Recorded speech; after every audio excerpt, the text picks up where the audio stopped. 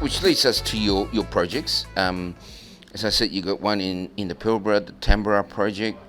Maybe just give us a rundown on the projects. Yeah, so the project identified was actually the Southern Cross project, which came in later in June this year, but we had a few technical issues, so it took us about 5 months from agreeing a handshake on the deal to get the lithium project in.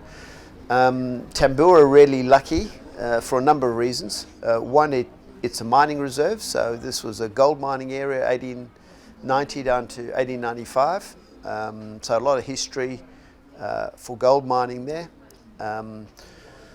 When we acquired the tenement, we didn't really appreciate just how much work had been done. So fortuitously for us, Taliesin, who own Greenbushes, actually had this project in 2005, 2006. They flew a hyperspectral survey of the area, which I had never been reported because of Sons of Gawler going into administration in and around that time. We managed to find that data and acquire it. When we then looked at the data that FMG had, FMG had done actually a really good job. They'd flown some really tight-spaced magnetics, and they'd also done a big rock chip and a stream sediment survey.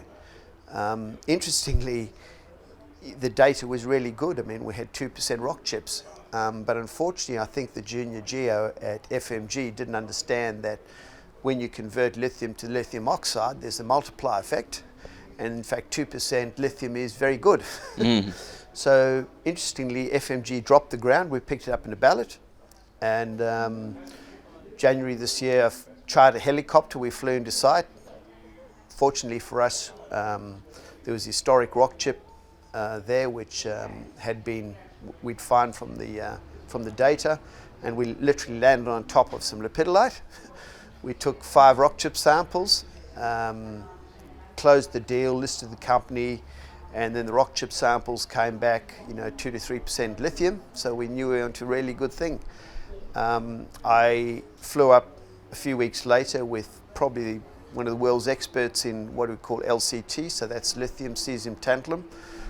Associate professor here at UWA, a gentleman by the name of Dr. Marcus Sweetapple, who's written a number of papers and in fact was one of the original guys helping the guys at Pilkangura in the early days, 2014 through 2016. So I flew Marcus up, we had a look at the ground, and we knew we were on the right thing.